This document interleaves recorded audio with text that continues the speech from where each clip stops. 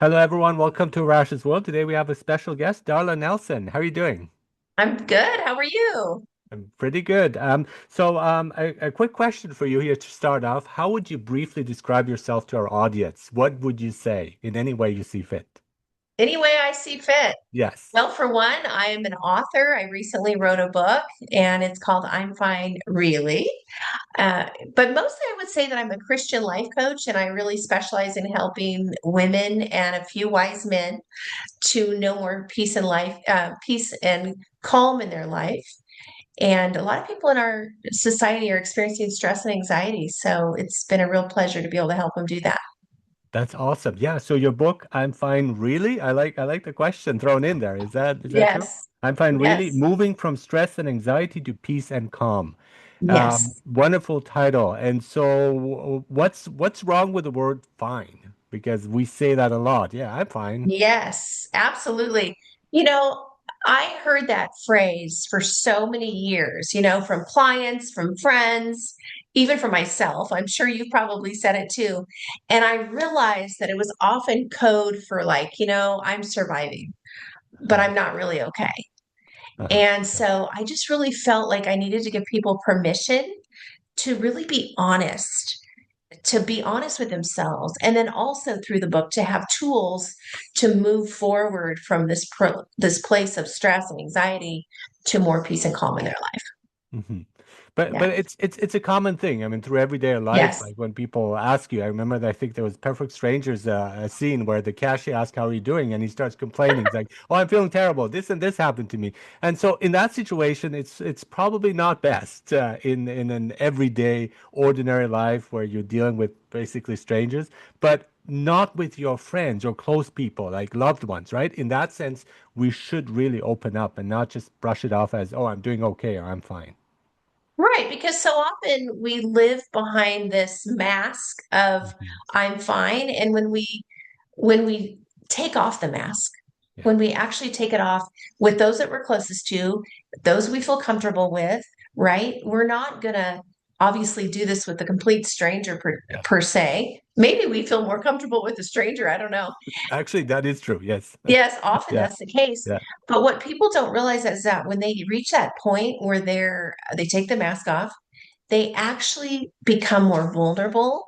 And in that state of vulnerability, they are able to become more relaxed, less stress in their life. Because also, when we start sharing our story, we are going to find that a lot of people are in the same situation as us, or they maybe gone through something, or they have family and friends that have gone through something. And so then there's this connection that there never was before. That's true. Yes. Yes, But absolutely. but as hopefully one of the few wise men, as a guy, it's really hard though. It's really hard to be vulnerable, It where is. you're really afraid, and you like, and also like in a relationship at home, where my wife would expect me to hold it all together, and so when I would be vulnerable in that sense, it feels very uncomfortable. It's a very hard thing to do from my perspective.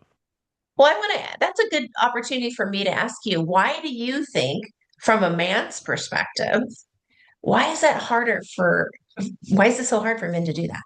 Because we're not very good at, or we're not also encouraged, but also not good at, personally myself, expressing emotions, and for again different reasons. And sometimes it's also seen from our perspective as a weakness, or we think others would see it as a weakness, Right, and right. and so we try to just say we're okay or everything's fine when it's not in reality.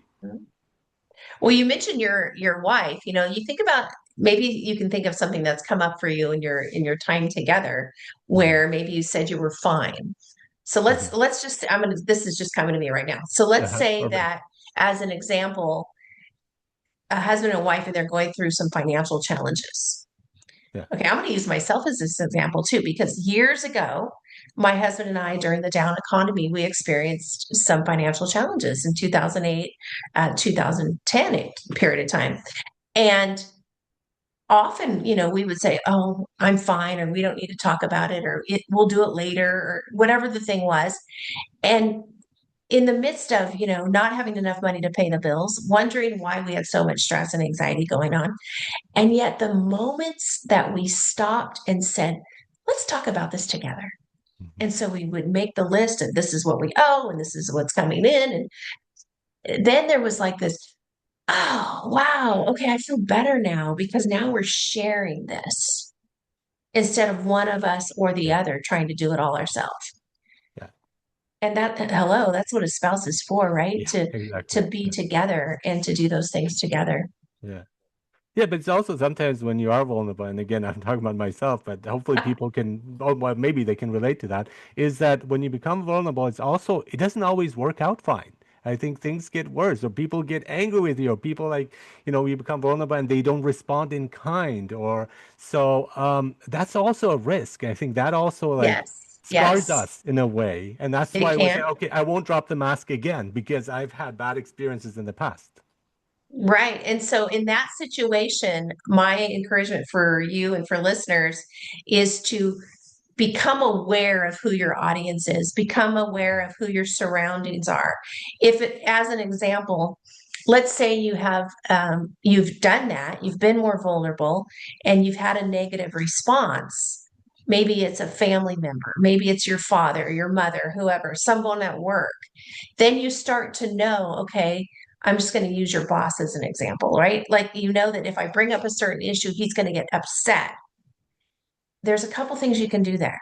Hmm. One, you learn to talk differently because that's another thing I really truly believe in is that there's the power of words. We actually need to learn how to communicate. And another thing is there's certain things we're going to zip our lip, right? We're going to be careful about the words that we say. And another one too is to create boundaries because there's certain people that you won't share with, Yeah. Yeah. because you know they're going Definitely. to blow up. Mhm. Always remember this though. The person that's blowing up, that's on them. Hmm. Yeah. Okay. You might hear someone say, well, so and so makes me mad. Guess Hmm. what? So and so can't make you mad. You chose to be mad, Hmm. Yeah. right? It's a choice. Yeah. So we can't point fingers and blame anybody else because we are 100% responsible for our response to life. People don't like to hear that, but it's true. We are. Now, it's hard to say that and it's hard for people to hear that because people are like, well, wait a second. I went through this horrible experience in life and you're going to tell me I'm 100% responsible for my response? Yes, you're not responsible for the experience. The experience could have been Hmm. horrible. You could Hmm. have been, let's just say it's abuse. Hmm. Abuse is horrible. Yeah. I'm never condoning that. And I still, as the person that maybe experienced that, I get to choose how I'm going to respond to that in my life. Am I going to stay here in a place of victim or am I Mhm. going to choose to move forward with grace and move forward knowing that my life is going to change because I made a choice to change and I made a choice to not be stuck there. Yeah, and absolutely, especially recently. I mean, we all know setting boundaries is important, and then we don't Mhm. do it, but we know it's the right thing to do. It's kind of like exercise, but we don't Yeah. engage in it. But what I learned about like setting boundaries too, and especially more recently, it's not about the other person, the boundaries. It's about me, and it's about me Yes. valuing myself. And not Yes. about like defending against the others. No. And this is like my time, and I choose it with the person I want to. And if I don't want to spend time with that person, is that's my choice. That's on me. But I would try to please the other person, right? The people pleasing Absolutely. effect and so on. And now that I'm not doing that, I just feel so much better with myself. You know what? I'm going to say amen. That is wonderful that you're starting to recognize that. I don't know if that's new for you, but I'm glad that you're Yeah. seeing that because Yeah. that's so true. The boundary is it's kind of like forgiveness. Yeah. Forgiveness Yeah. is just as much for ourselves Yeah. as it is for the other person, right? Like Yeah. if we don't forgive someone, Mhm. we're going to be living in a state of pain, frustration, stress, Absolutely. resentment, fear, all the things. And yet we can actually forgive someone and maybe the only person that knows is a higher power, right?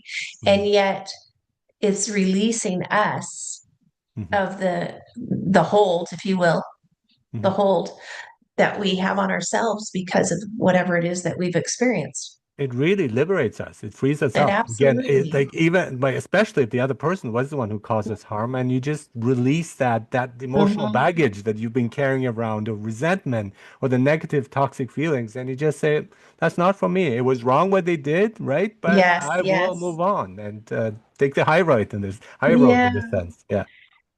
So many people, they really carry this quiet emotional weight, whether Hmm. it's stress, resentment, fear, grief, whatever it is. And it's almost become like, it's like they normalized it Hmm. and they don't even realize, you know what? I don't have to live this way. Exactly. Yeah. Or there is another way that we There often is don't think another, of. Yeah. A better there way. is a Yeah. better way. Yeah. Yeah. And that's why, I encourage people, like people go, well, how do I do that? How do I start that? What's a one thing I could do today? And I would say, take a breath, Hmm. ask yourself the question, like, what am I really feeling right now? Hmm. Not what I'm telling people, Yeah, but what's exactly. Yeah. Yeah.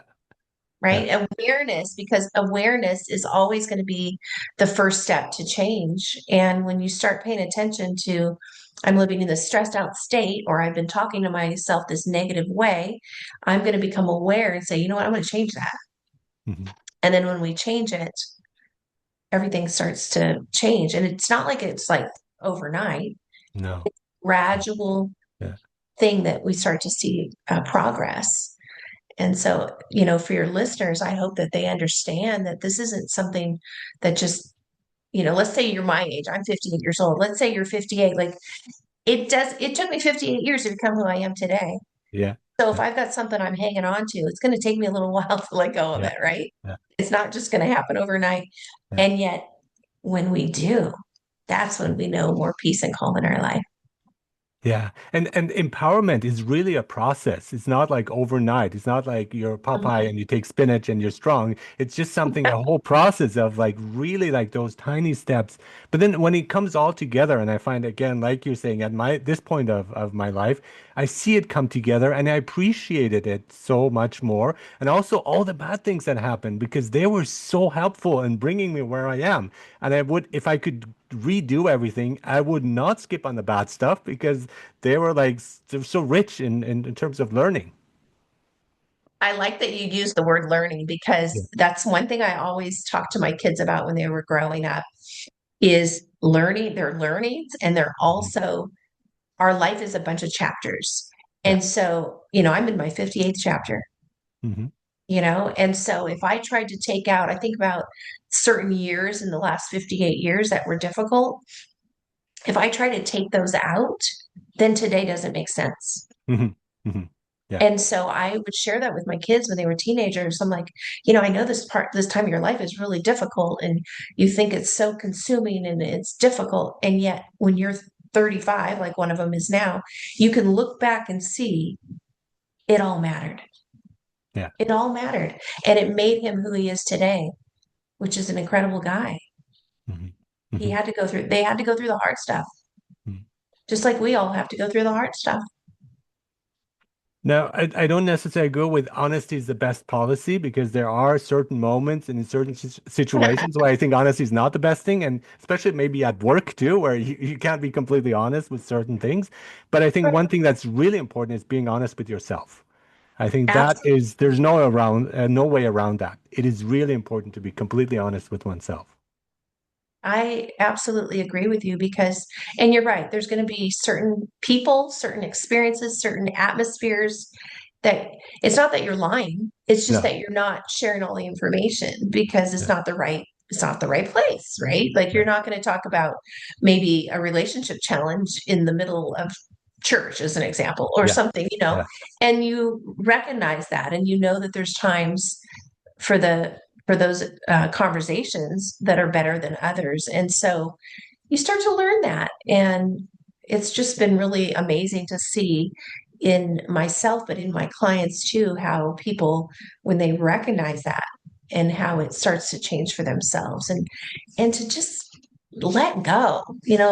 let That's really important. Yeah. let go. Yeah. Yeah.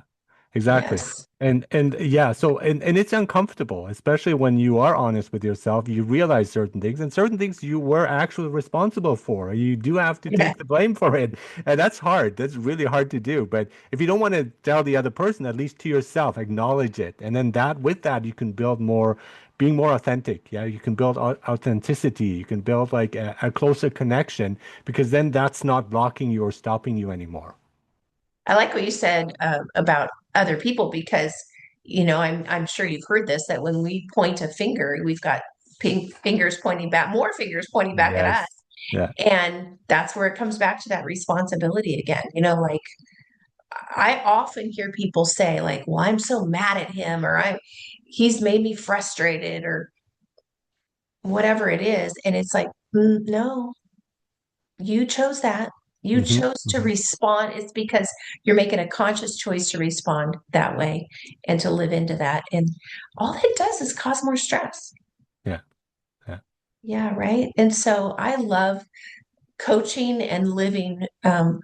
And I'm not perfect at it by any means, but Mhm. I love coaching from lived experience Mhm. because that's the only way, I often tell people that the only reason I can teach about stress and anxiety is because I've had a lot of it, Yes, we've right? been through it. Yeah, you've been through it. You know I've been what you're through it. talking about, right? And so that's Yes. that's that's important. And then also show a different path. And they might not take it and might not respond to it, but it comes again as from the heart because we do want to help, but do want to guide them again from your experiences. It's not something you've read somewhere or somebody has told to you. It's like you've actually been through it.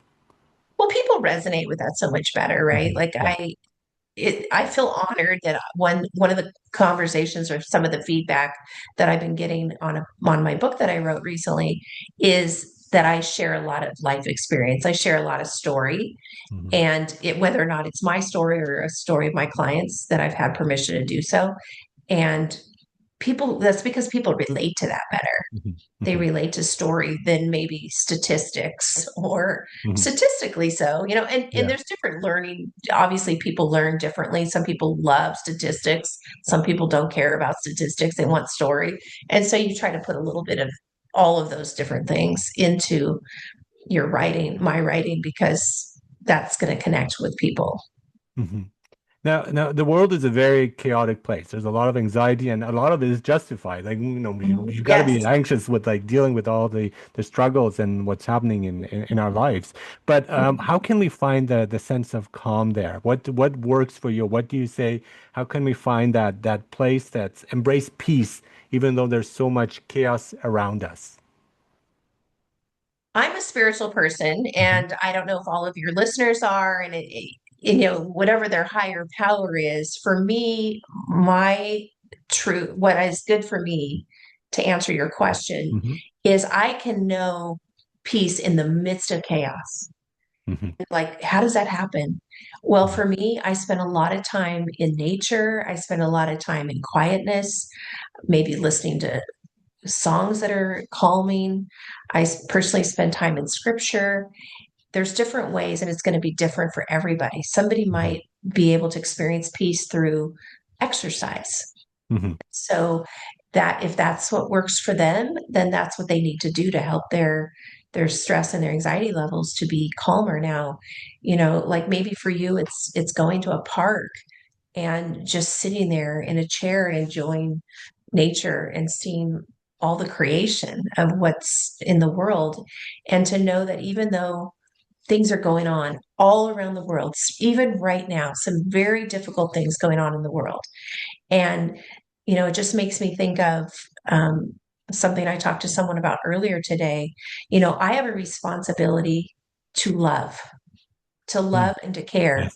And it's, for me, it's so important to show that to the world, regardless of what other people think, regardless if they look differently than me, if they believe differently than me. Bottom line is, I want to love them and know them in their experience. And that's where the connections come when I take time to do that, and are you okay if I share a scripture For sure. Yeah, please do. okay. Yeah. One of the scriptures that I'm thinking about today is the story of the Samaritan and Hmm. how in that story, there's a man in a ditch. right? And this is the part that hurts my heart because it talks about the people that walked by that didn't Mhm. take care of him. And one of them was actually a priest. A priest walked by the man in the ditch.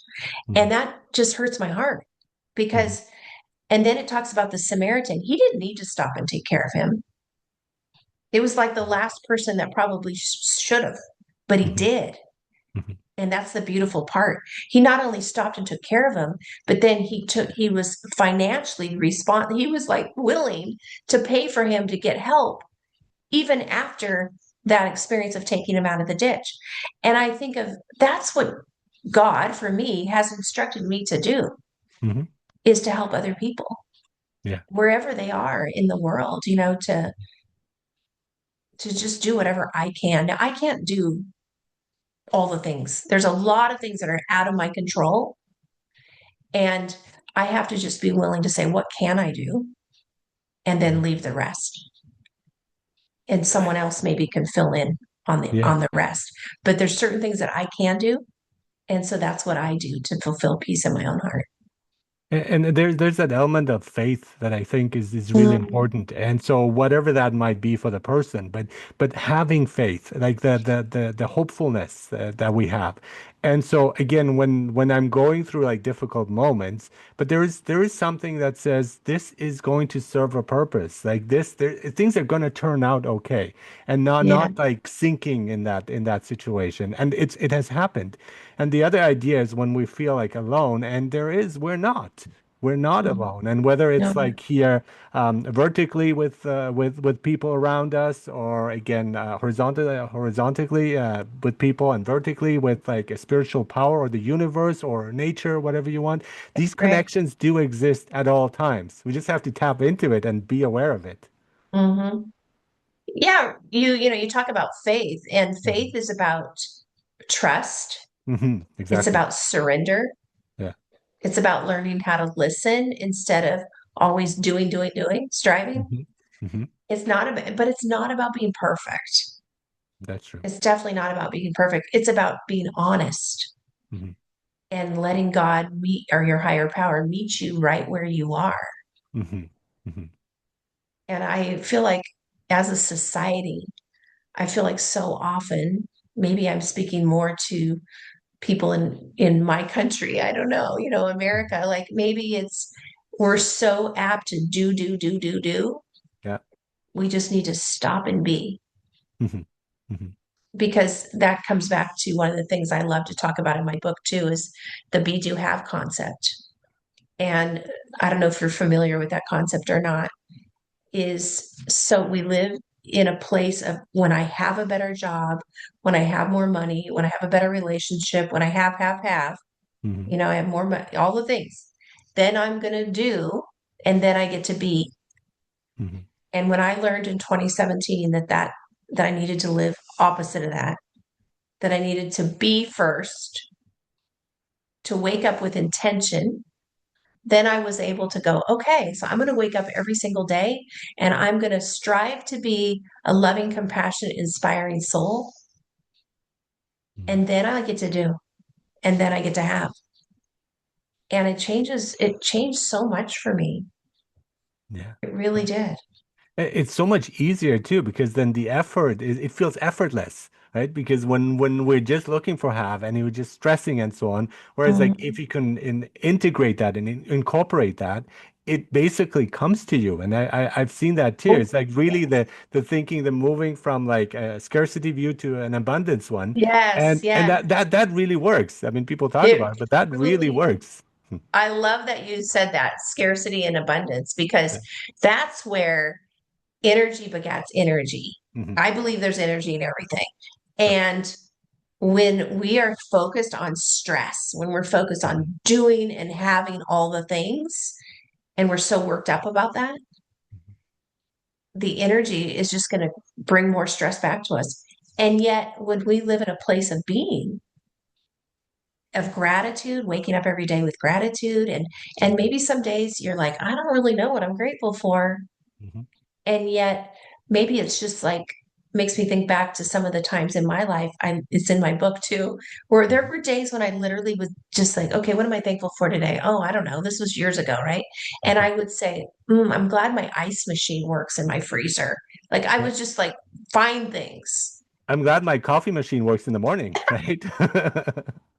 Exactly. I Yeah. don't drink coffee. So I was Okay. All grateful right. the Yeah. ice machine worked because Sure. I drink iced tea all the time. There you go.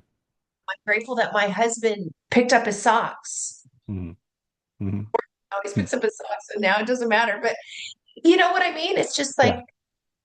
when we come from a place of gratitude every day, how it changes everything Hmm. and how the world would be different if more and more of us came from that place of gratitude. Hmm. We would be kinder. Um, there wouldn't be so much opposition in the world Hmm. Hmm. if people were kinder to one another. Hmm. And that there are different dimensions to our lives too. So like we Mhm. work on the physical part, right? People do exercise, the workout, and Mhm. that's wonderful. But if you're just doing that, then you won't have good health because health, like being kind to yourself, has many more health benefits as working out. If we were to like compare the two, and I think like no matter how much, and that's again, I encourage that, and I do that more now. But I Right, right. found like that emotional part and also the spiritual part, those parts are so important and they're often So important. neglected. That's the problem. We focus on So, running. You run every day, but that's you go to church once a week and that's it. No, it's something that you gotta do on a daily basis. you know what? You just hit the nail on the head. That's the saying, right? It's because once again, it makes me think of an appointment I had recently where this person has struggled all their life with weight, Hmm. and she counsels other students, and now years into her career is finding that the skinny girls, Hmm. right, the ones that she always wanted to be like, Hmm. they got issues too, Of course. right? Because Hmm. it's like you said, it's not about just showing up at the gym 3 times a week at 5:30 in Hmm. the morning like I do, Hmm. right? It's not, Hmm. that's not what it's about. Yeah. Even though those are good, and we got to take care of our health. Yeah. And yet if we're not working on the inner being, Hmm. does Yeah. all that does all that other stuff matter? Even with meditation, I know people who meditate regularly, and they were saying they're Mhm. meditating 4 days a week, and they're beating themselves up over not 5 days. I want to do it every day, Mhm. and I'm Mhm. thinking, no. I mean, those 4 days are fine as long as you are nice to yourself and you accept that, and that's better than like stressing over I should be doing more, and that's again the doing that The you're do, talking do, about. do, And do. if it feels like effort, I mean, at first it does when you work out, it takes some effort, but then after that it becomes more natural and it becomes actually joyful and letting that process go instead of pushing yourself too hard, I think. That's funny you say that too, because I don't know, maybe 6 months ago, my husband and I decided to join a gym. Okay. And I've always been someone that exercises in some fashion. And so Oh, good for you. I probably walk about 15 to 20 miles a week. Um, but we decided to join the gym and go on Monday, Wednesdays, and Fridays. So we went Uh-huh. earlier today, and we go at 5:30 in the morning. Wow. Well, when I first started that, we do that. I don't have to Yeah. go at 5:30, but he does because his Yeah. schedule. And so we decided to do this together. And the first week or so, I was like, oh my gosh, I have to get up at 5:30 in the morning. We get up at 5:15 because we leave at 5:30. And but now we don't even need an alarm. Yeah. We just Yeah. wake up. We Yeah. It's just so interesting how our bodies are conditioned now. And it is enjoyable. It's joyful, like you Yeah. mentioned.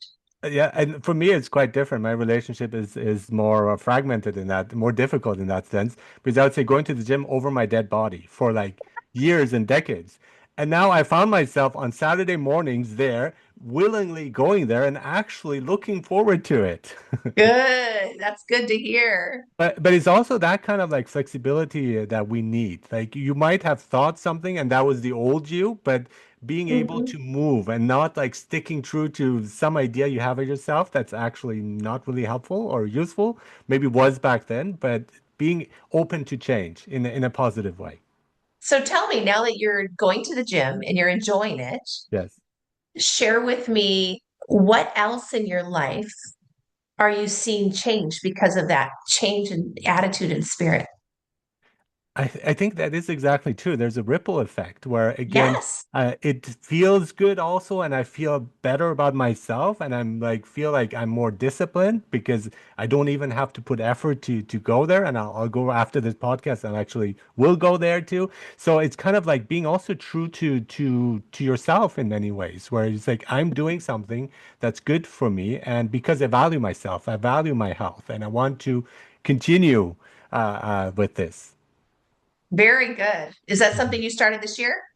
I started last year. I started last year Very good. with ups and downs, but now it's becoming easier as we go Oh, along. I love Yeah. hearing that. And you'll get to where I was on a call or a podcast recently, and we were talking about the same subject because we get to where we want the outcome because Hmm. we have more energy, we feel better, maybe we're not as stiff, all the things. And Hmm. so we get to where we love the outcome so much Hmm. that going and doing it is not a chore anymore because it is enjoyable and we Hmm. do like how we're feeling.